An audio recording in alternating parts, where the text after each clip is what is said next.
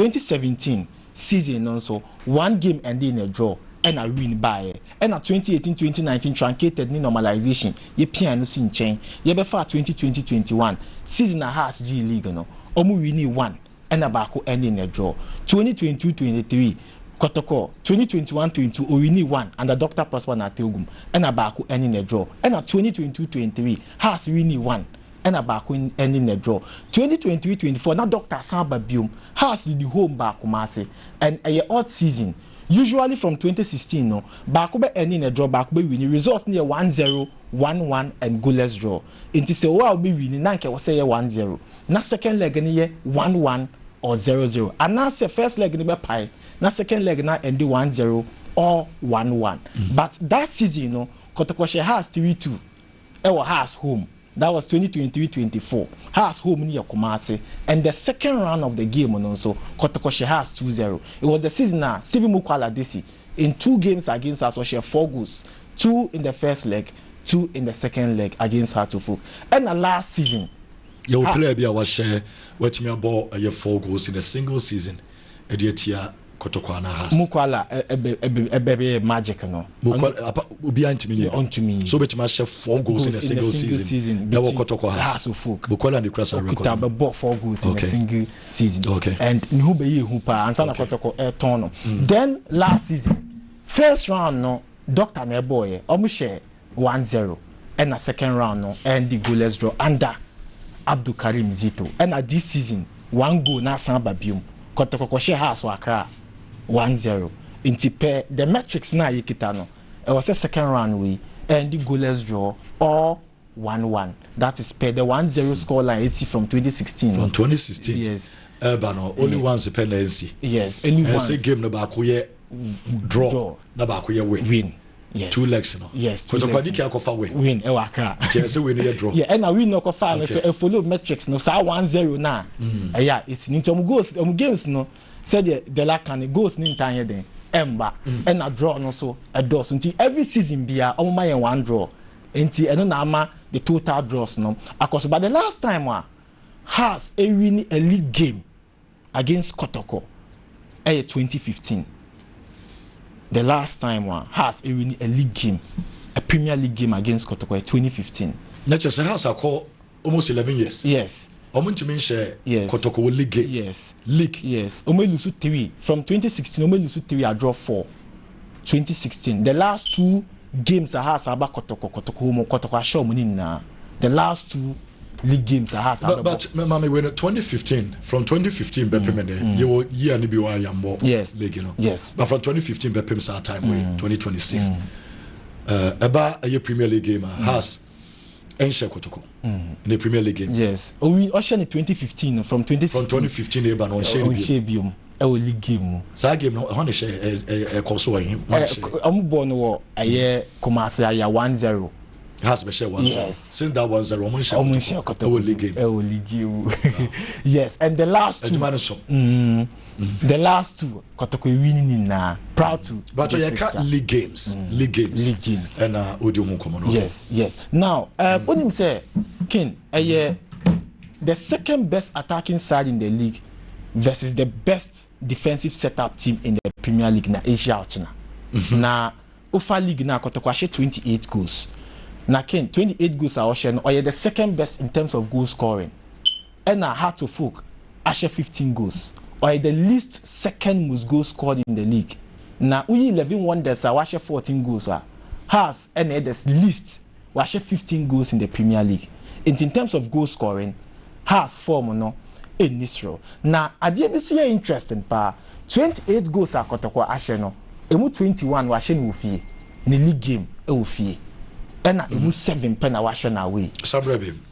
Kotoko the second best in terms of goal scoring apart from Mediama Sporting Club. Now, uyi anu si nchen 28 goals are Kotoko Ashe no. Emu 21 Ashe no Obabaya Sports Stadium. Kotoko Ashe only 7 away goals. Yes. And almost 21 will fee. Yes, so much goes with you. Match will fee. If match this will fee. Okay. And now, House of Folk Ashe 15 goals. Ken. Now, or the least second least most goals scored in the league. 15 goals are Ashe the King. Ashe 9 ewa we. And now Ashe ɛyɛ de aka no ɛwɔ fie nti Heart to Folk ahyɛ 6 ɛwɔ fie ɛna wahyɛ 9 ɛwɔ away. So Kotoko is strong ɛwɔ fie in terms of goals ɛna Hearts so goals so do na away. Yes. Okay.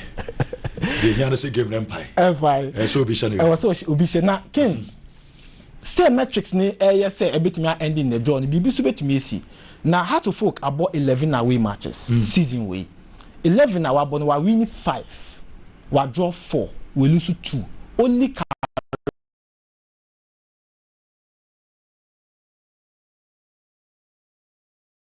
Rela munai omo share no. Yes emunai omo share no. Okay. Enti eno di ba Kotoko unbeaten.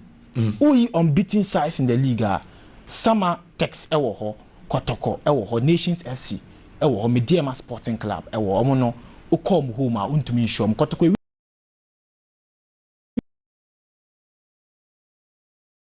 6 but in total Kotoko in the last 21 games ewo fie or unbeaten. Now the Hearts of Folk na say or the Hearts next starting unbeaten run no in 2024 December 15th or she has 1-0 and since then obia an share Kotoko ewo ni fie 2025 okra de obia an share ewo Premier League. Ewo Premier League. When was the last time Kotoko lose to Kumasi Premier League game? The last time we lose here ewo league game mo omo bo no obo ase 17th November Nations ko show 2-0. Yeah, we Kumasi. Yes, and your previous league games on my ball.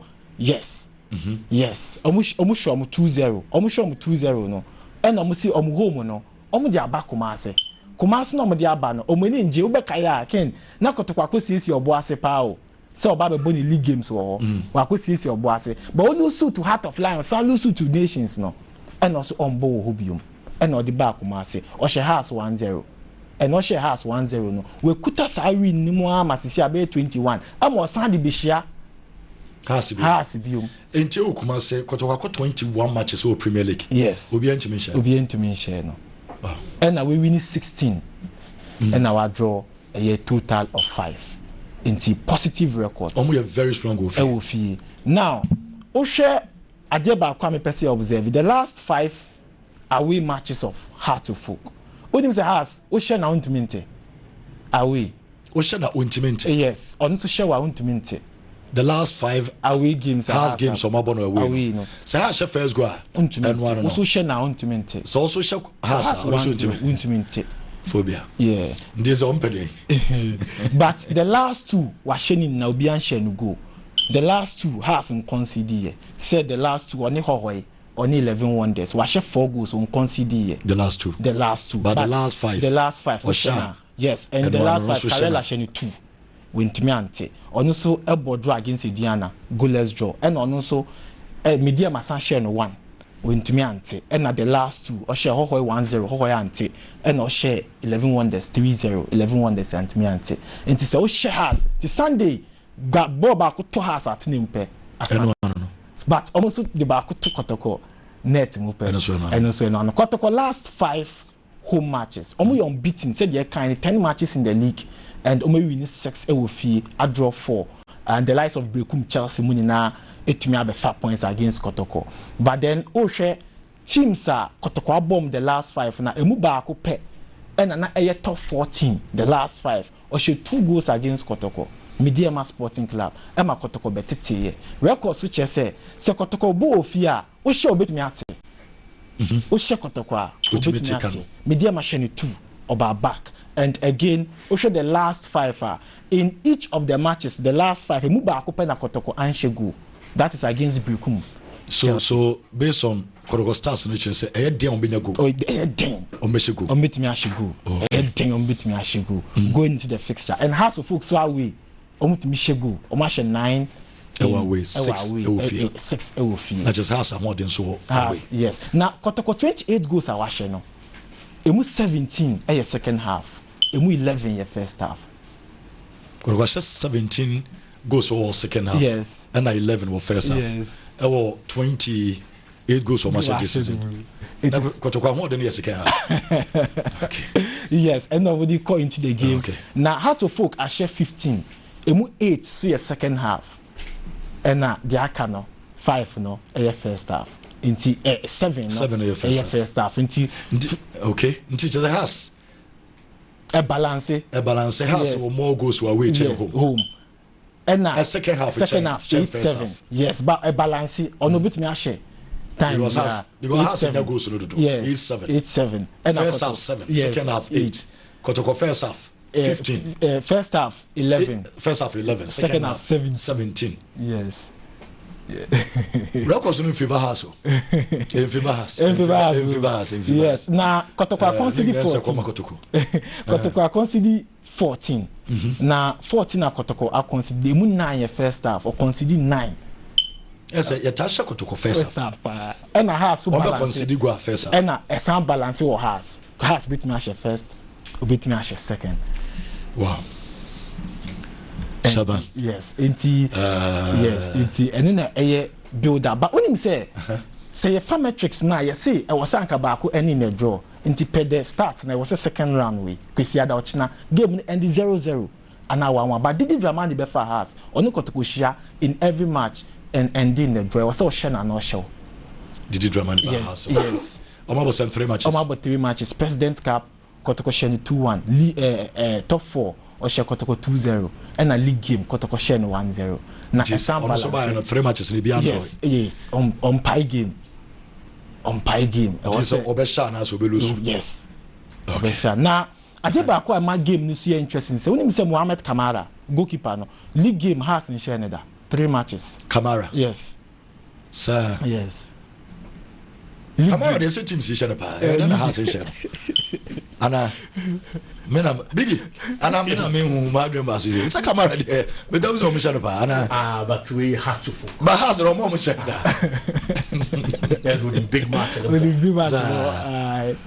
yes na okay ohwe oni Benjamin Asari statistics ah who say Benjamin so achi 11 matches the man has to focus or 8 clean sheets. Mohamed Kamara actually 16 matches or 10 clean sheets. Now when him say in terms of total clean sheets by club, offer hard to focus in 21 matches, so we keep 16 clean sheets as a club. Agbesi was 7, Benjamin Asari was 8, and Sharif Shoaib was 1. In 21 matches, has to keep 16 clean sheets. Move 5 penna, Boa Tomatinin. It is Obeshi has to focus the head in power. And Kotoko in 21 matches, Kamara was 13 clean sheets, and over 10 clean sheets, and goalkeeper Dari Aziz Aruna over 3. In total, Kotoko keeping 13 clean sheets in the league. In about the total clean sheets has Benjamin 11 in 8. Yes, 11 in 8. Solomon Agbesi 8 in 11 was 7. And Sharif Shoaib was 1. And Dari was 3. And goalkeeper Yefeno Mohamed Kamara and so was 10. Into 13. Into offer total clean sheets are 2 goalkeepers when they stand tall in their respective clubs. But when him say Benjamin Asari season with 11 matches we lose just 1 game per and here Kotoko national 11 matches. Yes, only 1 game per. 1 game per we lose. Yes. And also against Kotoko. Okay. Yes. Shaban. Yes. And Benjamin Asari share Kotoko league game one until me Shannon Blue 2-1. So we consider against Kotoko 1 this season. Kotoko for 2 goals in 2019. Yes, said the Kamara and conceded Dano. In the Kamara crowd has in football league maybe a tough one they meet me there league yes on football to nothing what does say 3 matches last season back to back this season 1 and the man here Nika crowd going to the game they said the last 5 consecutive 5 games Kotoko winning 4 draw 1 until the last 2 seasons Kotoko winning a year more games has in picky even a single win year. The best results for her to for the last 2 seasons a draw. Now season we become our 3rd season. Say Sunday game no China a paya in 3 consecutive seasons got winning 4 a draw 2.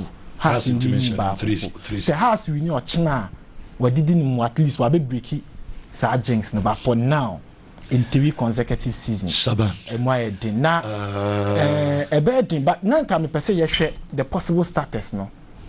For Kotoko hard to folk and if possible quite a bit my combine 11 no now what's possible status now obviously and you see about okay on baby room analysis games no dia maye eno ayede atie no Shabano no na afedie yemewura games ni na bia so nya kama dela enso anya transfer best start dia maye na beginning deals na toso enso bigi say dia ense bia ededam bibia set Shabande aye records ni na enso dia ba records no CCA die dodo ni na Favours and Kotoko because the last 2-3 years no omo dominate has a check yes omo dominate omo pa be Favours yes has a quite check Kotoko na say bohom and football no you expect City mu bohoma or that kind of advantage because all the supporters behind him and the favorite grounds are on him baby or bobo no you're very conversant or you okay a honor no baba be jina no see a kind before a game in the crowd basso no biano home team there or that kind of advantage and so on afa and the Kumasi Asante Kotoko bo home there definitely everybody expects Asante Kotoko that was an advantage in the past at a point now have to focus Kumasi your home and our class to see Kotoko home but what recently Kumasi Asante Kotoko baby wish you had to focus there. It looks like some pendo do na no. Some home Nigerians say they're free about no. Say they omusho mo baby. Yes. Omusho mo baby. Home Nigeria. Na say the omusho omo a. Omo make sure so omo do omo chi be there. Because Sabandi no dey buy no. From 2015 be payment no. Omo ntimi share Kotoko no. E league Mr. I the league games asem no there. Or Ghana Premier League. Yeah. The last time you said 2015 and 2016. Yeah, 2015. Now say has a check. You days ni bi o ha. And I say yes ni be 2 bi o ma na ayi bia ni bia sheda mo ayi bia. But emuwa. Yeah. Uko up to 2010 2011 kwa. Has a high in who we win 2 league games. From 2010 2011. We win just 2. 2010 to 2026. Oma win just 2. 2 league games for come. 2 league games. Kwame. Be reggae no mai. Again. Game back was a very, very interesting game. 2 clubs no going into the game obiawa advantage I favor no and already more the Brenadi atuja because one so offer has of folk bobuku na in Premier League matches ayabono why better than Kotoko based on points will be accumulated just a point and a separate has a lead Kotoko with 1 point. And me no nim say yabo season a clubs in the Brazil league got just a point agi league no. Enti baby yabo league na bebedu no. Once has either be saying Kotoko no going into the game House of Folk are a better assistance now than Asante Kotoko, which a one advantage for House of Folk. The Tosumi said you'll be any more Ghana Premier League from last season ever. Club bakwa ni share drenye House of Folk no. The same applies to this season. House of Folk ni share and considering 7 goals e will league him enye easy. Adia bakwa ebo House of Folk ni say. House of Folk boboko na wo no. Se to de bi na hu se team bi en consider abeka se enye ni goalkeepers ni ye saves bebre. Anase ni defenders ni ye adwuma bebre. But obi a wo hwe House of Folk matches throughout the season adia bakwa ebo House of Folk ye say. Se omu defendia enye defenders ni anase goalkeepers ni nkwa na omu di adwuma ne de mo. Eye team ni nyina na defend. Emfa ho ne de obehya ase. Enti se Hamza Issah ne begina nim ho. Eye Mauli Wayo ne begina nim ho. Eye Inoke Subonti ne begina nim ho. Eye Henry Kwada Sumes ne begina nim ho a. Omu nyina contribute in terms of defensive abilities and as defensive setup no mu nyina contribute. Say Karim ane begina mfimfin ho. Say David Opon Afra ne begina mfimfin ho. Every player obenya opportunity so be see akan bia no. Say House of Folk defend omu nyina contribute. Enti e kan hu bi na House of Folk ne hye dene no. E kan hu bi na House of Folk o se na obre no. And adia ba kwa ba House of Folk ye say. Currently, minim Ghana has a team ba ko betimi de nsense ne bu aka say ni goalkeepers no eye the most reliable goalkeepers abenya wo ye league nim. A team owo Blasters goalkeeper Benjamin Asare. A team owo Solomon Agbesi. Me no mienu nim sa Agbesi Solomon Agbesi ne experience from Dreams. Dia waye wo Africa kakra mpokro abaye wo House of Folk no a kire say oye capable say obetima da any club wo Ghana has say and any goalkeeper bi obenya opportunity so bedem no check the number of saves omo ye enti House of Folk kan kasa esia kan kame omura Kotoko game no osia kan a House of Folk nim say Asante Kotoko wo players omo hu anim ho and found when Kwame Poku form a drop it or your experienced player in big games like this or bet a decided game no or Albert Amwa so Issah has to focus so prove a point or players on bet mama goals no or Hubert Jewua as a midfield or side goals I can't game no because Hubert Jewua no free break Chelsea bano or yes midfielders are or beje ball or be control or be carry ball or be creative by now goals na on ball. At the time on Pokra Hubert Jewu free breakum Chelsea bono. Be 2 seasons and no abodi ama breakum Chelsea no acha just go. E wo league nim. Ba oba Asante Kotoko no aba be she 4 goals a. Say osadi goals as aka ni game ne ho. Enti Kotoko players are offensively on beti ma she goals ni bebre. Na wutie mo Estars or to Ghana Kotoko goals or ma she no sa 28 goals no. Sa 21 no ma she ofie no. E represent 75%. And to Kotoko Baba Sports Stadium, Omisha Goose. House of folks so enim say Sunumia Densa de Krana, say Solomon Gbeshi Nebeda, Benjamin Asari Nebeda, or me a goalkeeper, so very reliable. A branch defense Calvin or Sesibe, and Ali Mohammed. Most likely, some never the center pena. Can idea about football, you say 4 and 5, yet the understanding unable, proper communication, and organization. Calvin or Sesibe. Ofri touching 11 wonders, touching my 11 wonders ever has of folk. Now our prospect no onimbo. By now our bobo na opre. Or your mistakes. Ne timing na question mark on. But obi a watch Calvin or says be PK be him say. Gradually, a branch na sunya de wa peke again is experience as I say Osia Kanya. Met me the been said to me work at yourself from last season about this season. He's the most reliable centre back for Accra House of Folk. And then some match is some boni and man of the match. And he saw Sabishia Santo Korokwa onsro or try to prove a point. And the Cabinet says Bejinachi on House of Folk for one to say, or more reliable defender. Say in case it's a Donzomo, Peter Kwame Dumo, Sa players no Alberta Moba, or bet me as top yomo alongside Ali Mohammed. Ali Mohammed so abo Ghana Premier League experience from Ashgood. Wa captain Accra Lions, wa co-vision, and waba House of Folk. Let's not forget Setemale City Krawabo. And between these two center pair House of Folk be you know, Calvin says Ben Ali Mohammed, no can the money feni say. Omuni momu. Oma bobo say from crabrim, omate north sun tres, omuni not north sun tres. A Calvin says be an Ali Mohammed Nesi a kind, ewa akosa pack. Abranti ani feni se kukui, onana ne coach or kakra. Enti Ali Mohammed ana Kevin says ba bom ho sa from akosa no so interest so enti omo ase enti enya won say this season Ali Mohammed Beckham has to full setup no the partnership the understanding between on Kevin says be no e go smooth because omo so na anoma bom ho sa interlines e won no so interest omo bom ho sa enti 4 and 5 throw for House of Folk any problem so what check House of Folk in their last 2 games omo bona mostly a season as no House of Folk after say Omulusu and Pedumuno player na coach did Dramani use no on the right side Branty offense Mankwabefi by the last 2 games a House of Folk aboni nyina no Emmanuel Mankwane about the right side of defense at the House of Folk in their last 2 games and idea about Emmanuel Mankwane say or was sa any day no the right side or the amount because na House of Folk sia kanya omo defense team setup no baby no mo title sneakers here pa no the right side.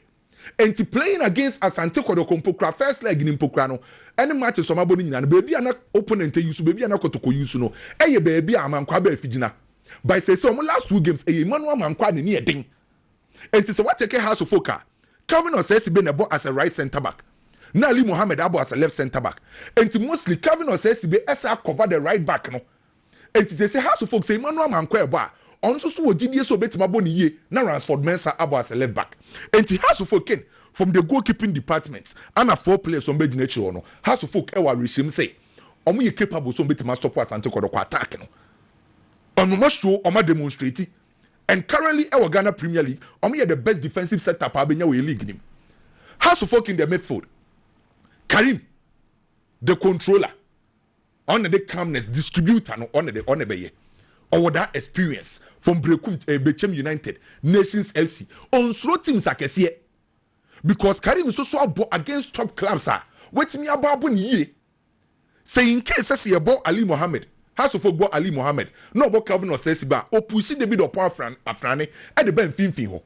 And now Saint David upon Afrani matches a match no me impressed e kan your point afani of Kimfesa anankof otimi ba na okọ Galaxy and also gradually or picking form and adia ba kwa Henry kwada so Messi dia beka house of game no ye creativity enti na say goals bi na o mo hye nyina no o ma assist mienu or the creativity ne dia ba yet nsem bi minim unless say ye check house of come say Hamza Issah be travel with the team because na the manager Bryce pese utwa ticket mano a ontimi be go house of Kotoko game no as to so beba as to say omba or South Africa because already was several house of folk the lawyers no as several house of folk so terminate contract no the last time I check here na or try say by Sunday anopa be 10 obetime nya take it a obetime free Ghana so ni nyina na yes yedim as to so China ye bobo no ai enti na make say me ntimi confirm say as to say obeka team no ho ana say onka team no ho unless ye check house of folk camp Mauli wa you house of folk kin last season on a top scorer this season the same thing and the house of folk ain't mean say goals ne de by the nani dan so betima mo goals ya Mauli wa you and Mauli wa you in big games also timibo and the house of folk no get anya Mauli na house of folk ya say free bench ban with me boy it's off free bench ban with me boy say it's one man chance because obi o your top scorer there o was obo e say match bi obo bi o was obo and so obekaya the last time I almost go obobo no o man emu ebe she mfimfin ho no striking from the central midfield is central zones and now oye adwumani because has for clearly the final third on ehadwen even omu game mpokro omu she goals bebre ko didi dramani bufu ye because the number of chances a house of folk essay no na doso ana nkombeti mashemo so the only problem a house of folk face going into Asante Kotoko game aye goal scoring and akwakoye problem e the house of folk team no but house of folk team na nkasa dey say we breaking it down na we bubu team no ahyehyɛ dey a say onkrabo a they are the best by okrabo a enye hu sa any problem on the part of Asante Kotoko coach Karim Zitoko coach for na aba me no mienu se Karim Zito wo ho a me metima katamani ehu bo a Karim Zito bebo me hu line up a Karim Zito de beba by say me no wo kase coach Prince aneba ye nim de odeba any advantage ba kwa Kotoko wo because ene Asante Kotoko technical team no ebetima for house of folk boboko because didi Dramani Gazali mo on betima for house of folk team no analyze house of folk team no my video session on them at breaking house of folk team down almost strength almost weakness and him for no mood create your chances no because me crab me has say no Karim Zito did Dramani be for house of folk team no adia minimum ye say or person build from the back or build it from the back right back Sam Emmanuel Mankwa about the right back Ransford Mensah about the left back mumienu mun komanim monkoka wingers ne ho then one central midfielder based ye distribution no not two midfielders so Hussein na bebo se paku mu nyina mo nko form triangle e wide area ho into on the left side ubenya 3 players on the right side ubenya 3 players na ba akwa ye distribution no memeti asemi nim de didi drama ni betima ye because na wa yes but on the part of Kotoko Karim Zito ni ho enti Prince dey no dey ba line up ben no dey beba ye gina yini ncheno betima surprise a bit no nya asem asana and na advantage kese de Kotoko no a big advantage because unim de odeba enti ehu on enti sad and to the bia o so nya experience code because se game na ekoso a ehon na wo ye coach afi na wo be ready because unim de odeba Jabasa did be confusion ebasa na se say no o plan say o plan on individual players because minimum approach a coach ne deba minimum line up for deba enti se me players e kasa me e based on individual players no and you be try to stop them ya make sure say neutralize you and so far Asante Kotoko bobuko na rarely as na mu kano Kamara ye one goalkeeper can in big games ni hu no matter what obetima ye mistakes bia ma ye ma show but in big games Kamara in 3 house in Sheno and for about 28 ewo league o de big games e ya obo mistakes ndi otimi ye bi but big games in kwade Samba will know Henry Ansu. Samba will know no. Se wobeka ya ni ofida dem sasem de bia meka na ye Kotoko ne house. Okay. Ana me crowd say me kohwe Kotoko ne house e wa Accra because of Samba will know. Na hype no wasoro. Me buy ya na mbeka kire oni kwaku say Samba will know na me hu the first game against Kotoko house. Na on board Ghana board though. The first game on the house of folk na boy oboje man of the match. E ho na me gi ni die. Ono enokre so obene na house mrebi. Ah yes obene na house. Eno na enokre. Ah na house for neka. Ken by me the own baby a madwen be wodi am Asante Kotoko pa no. E the midfield. And the reason why I make us asem ne say minim die by in case say Prince Bedu Isku ana Hubejewu na beba e ho na besisa e de am Asante Kotoko. My reasons are simple. House of folk epe midfielders a ombe distribution. Kotoko Donzo se Peter kwa bebo se Albertamu na bebo se omo ho beto omo pa Albertamu na ye player ono no ye moba ono obetima ba etira ba bagibo by dia kan pese time bi ade bo ne be mom and say what check Asante Kotoko matches because obi o hwe Kotoko matches bia no especially over by Sports Stadium the targetman of the match ye Hubejewu and Hubejewu betima bobo a eye Hubejewu a wenye obi o ye adwumaden dia ma no enti anytime bi abebo Hubejewu obebo Hilary Adabo Hubejewu bre se wo bo set kwadwo na obo Hubejewu bre because sa two players ni nyina no omo very good players by omo nya obi omo ye a lot of obstructive work no by Prince Bedu Isku from Nation Saves ba Asante Kotoko ne ball na obo no obeye adwumaden ni nyina na fe de Hubejewu hu ato no na de ball na ekọ well Abetamu abaya obehye ni goal no second round you obehye ni goal no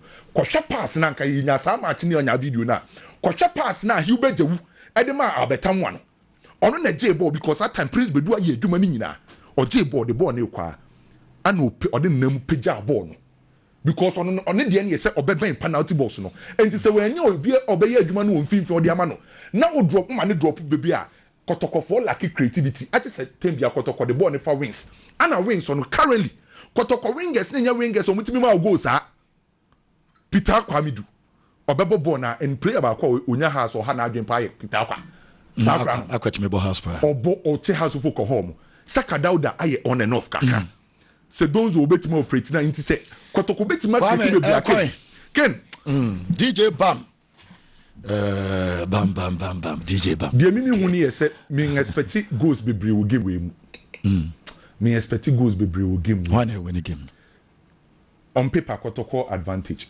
Kwame paper the free a win or draw for Kotoko you paper no you paper a win or draw for Kotoko a win or draw for Kotoko Kotoko winner yes especially say Kotoko able fee if you any favor Kotoko much your friends you no Kwame Jela win or draw for Asante Kotoko Adelson Brana member big Brana Saban ebeba be wie ba ko bi dia mame o niam bia so de nyina abansa na yetimi sorry Kwame every reggae num nyina America kakra fanka de menua Kwame kan born ye born of paper so ansa na yakopa ti mi hu se Kwame ntwe paper no nto chain na born ye mbo pa si adia minim de obese Kwame paper party on the face of the big seat Kwame paper so party we are no makaba bia there be osep ye born of paper so ye de den ye paper no film ye de abakosam and recent form kakra enso so eka to do maybe so say de nya projection nya born ye omo born bi o Kwame ken me pam jo Kwame ken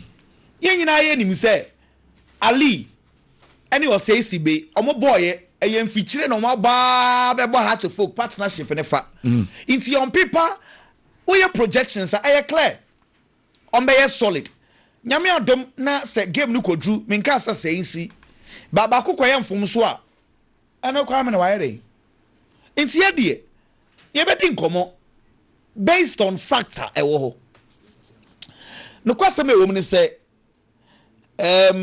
how to folk ball ache pa o how to folk a ball ache nti how to folk metimi aka so manya 2 weeks to prepare for this game. Has Man United no monta mo match say 12 days if you more match say okay on say FA Cup no omo de be share mu normally nke be born Wednesday by ye be share kwesi ada se ne be ya me I'm just thinking say mpenyifo no project time I be bo Super Clash no de share the right time ye honestly me nim whether it was planned but time na be share na good inti Heart of Folk enya kwan a prepare se boys ni be April sa 2 weeks we omo de solve sa issues no se yen kan se tactical works bi ho na didi enya kwan enye ya odita sa 2 weeks we aye wo Kotoko no or the one of the 2 weeks I prepare for Diana and the rest or they prepare the same vein promoting the game into their concentration I was so what pass should be Heart of Folk na me say minim se Kotoko bo home there any ebeka se Kotoko advantage but Heart of Folk we Japadie pa me gina so aka se Heart of Folk so was advantage no because metuwa nano na metuwa na mehwes Mourinho record now okuta no abrochire na I say ibi si we wiase that's why consider 15 goals no in 38 games yeah they near about 38 there but Heart of Folk about 21 games our consider 7 goals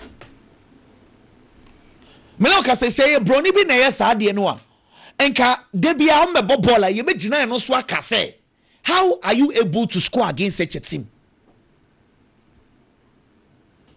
sa 7 goals na Heart of Folk a concede no omo concede in just 5 games po tie me ya about 21 games Heart of Folk 7 goals na wa concede in just 5 games within 5 games within 5 games it is 16 of the fixtures Heart of Folk obia for 1 to 1 net mo I 16 say Ediana sorry Bibian Gold Stars share almost 2 make so lose game I'm just saying say they considered 2 from that game Karela or consider 2 or and I'll consider Bako against Holy Stars Bako Kotoko Bako Mediama it is a Kotoko Shen or the first club was sent back to back because Heart of Folk defense or the young cohort Solomon Abesibe da strong Asare da or strong show me defense me sure say ebia say defender be kra na be gina number 6 I would not be surprised because Didi the first thing he would want to protect in the back 4 and in the goalkeeping area say one concede goal because yen nyina yetie nyina ye yawe say senior say Kotoko saban kasa no oh Kotoko we concede against medium or back Kotoko ye say or back udi Kotoko nkoma back Kotoko are able to come back how are they able to come back they score goals to come back but can we say same for Heart of Folk it is here to me in kasa and yes we Didi Dramania and the first thing is am show na wo kochinya kasa me back aba beteti ahye inti I am thinking said the approach might be this way now on the other side me nye too sure say Coach Prince within bare 6 days or the philosophy ebe Kotoko boys ni ma boys na be bobo na ono no pe no so try sa asambeto no because Woka Pep Guardiola any Mourinho kura ka bom now almost 6 days so almost san almost philosophy ebe place ma they cannot do it inti obasoso carry visito de na ano na ode ba ku bi aka ho na mom the difference will be say new coach badia any players no obo automatically I want them for ba but not necessarily the tactics and moreover Coach Prince would want to start well so diagro na ebia oh me attacking mind oko biam gidi na except so na nano kra training grounds then it no say even the Kotoko supporters no kra do na answer na feeling wo Inti eye justify no kwakoye. Into ono so no makum mpa no mehwe sene ne mane si ko ka ono a. Ono so will have the mentality say me sha me lose. Ano na ma game no eye me draw kakra. Because obia no eye very careful didi drama ni tiwe. Onim say me kra no me surprise na am ofabo didi drama ni voice. Say na didi still na ani wa leg ni hu. Hey. Me say me say didi say I'm still na they want to chase media minim no didi. Okay, well let be betimi asidia. But media ma leg na say you musike kan wosoro no me nye sure, but anyway, it is good to have that idea. Say I would want to chase media ma. Inti, the approach might be this way. However, Ken, recent times I do not like how these Kotoko House of Football no more born. Me pen do. Yeah, bypassing midfielders not too much. Almost so no more born here fe. She say, who be you? Senior man Vitinha. What you say? Okuta bola efe. So we said we could have ball hard to folk but they don't want to take risk. Sometimes I'm like, okay, maybe it is the instructions the coach has given them, or maybe the players don't want to take risk because bono about taking risk. In the midfielder no, it as a centre back and a ball air transitional. Now my example, Benjamin Asari or the bono at the ama esibe. Had to folk a transition, a move from goalkeeper to defense. So ideally, so spaces were I was say a core midfield because midfielders you know I want that creativity no more. That transitions na efe. But about say defender na far ball no midfielder no osuro no akwahye obiechi into one pass ball ni man na for pejja uti uni option then you go long or maybe also so the coach's instructions tells them to do that. In see two coaches, you know, minim, and this is an appeal I am just making. Say, Mr. Minim say Kotoko has the game, you know.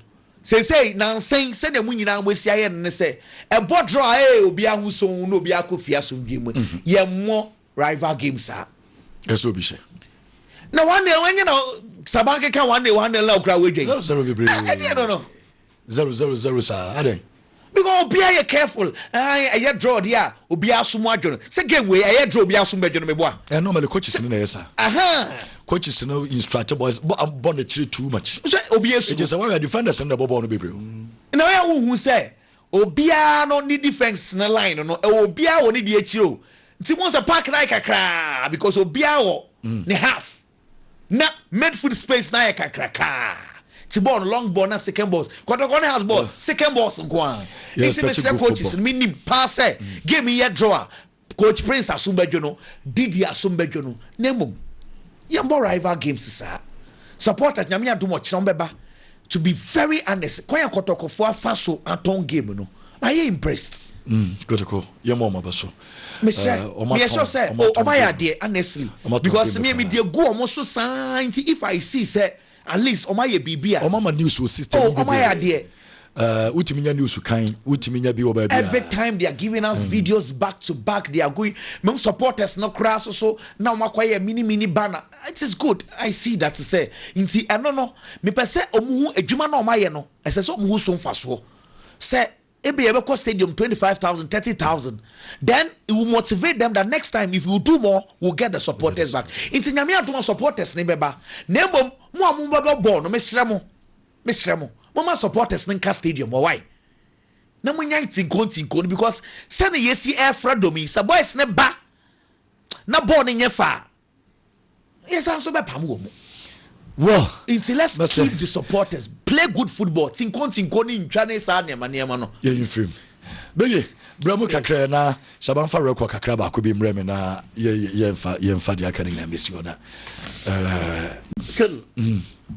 Per statistics na shaban de bre no. What it means in a statistically nema favor Kumasi Asante Kotoko. Medical the fact so the home side media then was advantage in the confidence no. But then again, this season, the leagues in its entirety had to folk a better chain Kotoko. Has his sign. Yes, make us has a better chain Kotoko. Only share Crampono. Obiti Kumasi Asante Kotoko with 1 point. Legacy are the points in there. Yeah, the points in there. As we speak, or that when him into what question one cry, no cry. But I know no one on a neighbor. Until as we speak there, how to folk that when more yard a child. We are no if you on ma football. I dear back where the success but by consistency. Consistency at the top level. Policy direction, consistency when it comes to the technical team, consistency with the playing body. Kumasi Asante Kotoko, as we speak, any consistency on the technical team will have to focus will be. Did you man in a starting season? No, on one hour as we speak, or that's what one problems are all Ogusua or solve it. They be all count once them. Kumasi Asante Kotoko. So can you to identify problems in bar? You try and answer of your call. One can argue from a point to say no only coach Prince Owusu. And Hamza, and an air Juba, and no credit. But Ken, ABA, when it comes to coaching, I am a head coach. Or philosophies, no ideas is different. But the mere fact that my assistant, no, I can only suggest. Until the old baban near final. Say make Chirama drain out Cata Derby. Young Faudian and Yajumana head coach. Until ABA, they have a different philosophy or ideology when it comes to the game. But Karim Zito is different. So we have to support him. No near Jumawa Asante Kotoko. But ne only what they are. You be pesa yedi ene beba. And then no na kwaku kane ye medeno. Can you be so confident say within a space of because enduru 1 week, Karim Zito Jajumana to one on Monday. And the young fan say every Tuesday, ebepem and next Saturday, and nempo they are not going to train. It's every Tuesday ebepem Friday. Omo timi a trade ye Kotoko team no mo person omo ye. Omo betimi execute ana. That is a very big question. I want to say I agree. Players' performance individually should help the coaches to get the needed results. Had to folk Bobo Kona fam. Biggest problem I had to folk Bobo Kona was a goal scoring and a creativity. Creativity in the last 2 matches, you won't say at least it is being solved or has by Henry Kwakubuati because the last 2 matches were assisted 2 times. From 3 goals I had to focus on no assist me from the last 2 games. It's at least a problem and kaka almost no. Goal scoring is still a problem. Mauli wa yashe 5. Hamza na second washe 4. Hamza na washe 4 no se kobasa wa mo game ni bia. E fa na Mauli wa yo bebo. And pain be na obo from the flanks. Ubenya gidie wo flank abradu kumu. So obetimi lead how to focus number 9. And that's what lead how to folk. I will park and so mama goes on. Maybe I'm no. Based on the performance, I will have to folk Bobo Konim this season. Me confident. If the Didi Dramani will be I feel say. I was so Mama Uliwayo a leading role, number 9 role no on for Mama Uliwayo no more. Maybe I have to folk general. The game against Kumasi Asante Kotoko won't even go to strike and back. Aside transfer ban, one point that has to folk so. It was a players been now improvising out the power results. But to be them from bench, no be buff flanks, not the Bionia goes to be more at least man a leading role centrally. No man imagine how many and share. Game na Kotoko has to football one kind. Go out share ya disallow, you know. It was in the central areas. 18-yard box in the and I bet just this on the boy I disallow that kind of goal. He's that kind of player. Or being 18-yard box in the beer or a deadly. Coach and emphasize the man no nyina ho na omo. Kumasi Asante Kotoko team no.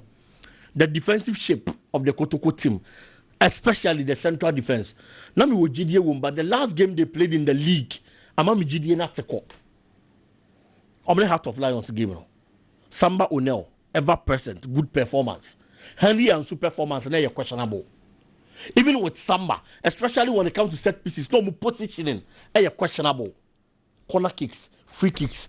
Kumasi Asante Kotoko recently entering defenders are near mano. It's performance no more than do kwando no. Se Shana Asante Kotoko ba be defender a problem. Hamza Tanebebo right back ama Asante Kotoko a problem. Emmanuel Kote enya the fair share of injuries. Onye consistent. It's ultimately nya gidie so betimi abos right back no one ye. Lord Amo this week ya no complaining. Send nani mu ya ne ya.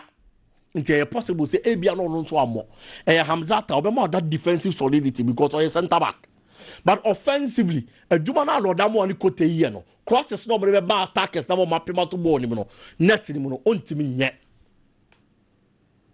Into on attacking options.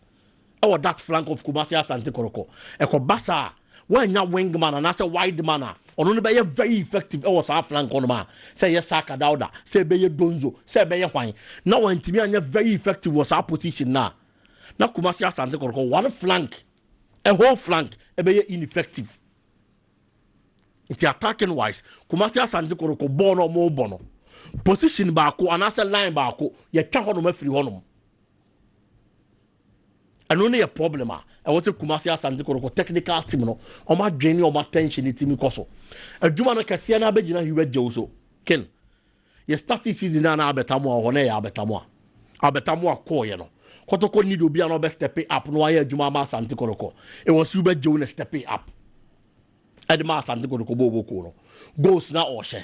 Assist na oma. Abetamwa is back. That is very true. But Hubert Joe as Hubert Joe, the kind of attention and recognition I watch as your own, big matches way and I'll be told to the world. Kumasi Asante Kotoko, he's been that creative spark. I was Asante Kotoko Bobo Konim. It's Yaka has to focus, yes, soft. In the last 2 games by Henry Kokubuate, Kwada Somesino, Kumasi Asante Kotoko and Hubert Joe Neye. And born a better transitive in Finfin 1 month anymore. It is centrally. Creative spark na anya juma sa prox na work here you render your attackers useless and found Alberta more quality and found goals over to me Ashama Asante Kotoko nipa na all man supplies and say boss na nkwa Alberta more bani na mani was akin fast one man so e do sa stage na and about after just a striker and track it back on track it back now on mama fabo and fan kono do you have that kind of energy because Alberta more e too quite kakano or you a bit inactive or buy and so na praka crash so chane ho. It's a player why inactive na praka crash chane ho no. Until me more that kind of energy levels I'll be here from a striker. On your supply so no be drop the blomba be pe boss na dey akọ. Until adwuma no fa kese na e be gina Hubert Jawuso. E wo mfimfin honom. And it is not an easy game for Kumasi Asante Kotoko has to football boko ni nyina. But I'm expecting Kotoko being the home side. That was our advantage, you know. Okay. Now recently, we only have to focus meetings there. Ken Kumasi Asante Kotoko double chance for them and Coach Prince. Oh, you're interim, but on modern way and I bet you say you season now you want to be mau and I say my young farm mau. A big opportunity, man. A very big opportunity. On fan send the signal statement, especially to the supporters now almost on yard yet. It's the Karim Dito calling in your uncle. Akonya nini. Prove to them you are a good coach and you can do the job. Well. Young friend, so come now say, yeah, Ken, on say na ye din komono bigi e kai me ade ba kwa na wo se me kai say didi drama ni say before some be training bi o me video section o say baby a house of bit ma take advantage to bit ma shegu e by set pieces especially corner kicks. The last time Asante Kotoko kwa we okoje 3 no can't for mame goals no na mpacho wadaro ma hwa ade bi me ni kwaku ni bigi aye say adwuma we nyina we a Heart of Lions, corner kick. Kotoko players or more about 8 players or more box more. But major 4 Heart of Lions players freed. Kotoko de consider. And this kind of defending and we have 5 now. Goalkeeper name no, almost 6, and goalkeeper name. Obi a reborn. I know major Lions players 4 free. At Shayu. Obeje say eye ba akopɛ mame the next one. Wo mame the next one na patodi say ni. We so share. And so set piece o. Make mama a series of examples are. Ochina house nya corner de be hu pa. Set pieces. I was house of we so here another one o defenders dey job players dey job. I'm to defend the corner case better. Defend this annual money. Kotoko. No more tall defenders we chiro. Kotoko problem no. Omo defend here enka 2 and 3 posts no. E na omo ye. Na bakwa ko jina ha na bakwa enu bi no major opponent ni players yes I defender that's all enu bi na yeso mo ye po obi enkofa po 2 and 3 pool that's the school ball and ken ye kan ade ba ko ne ya adwen ko so referee Daniel Nilai ye nyina ye kan na asem currently or the best referee Ghana has say na level where one of the best for Africa the best for Ghana where baby owo on time di Kotoko ne house because na you protect no because we are going to make mistake and now won't say baby.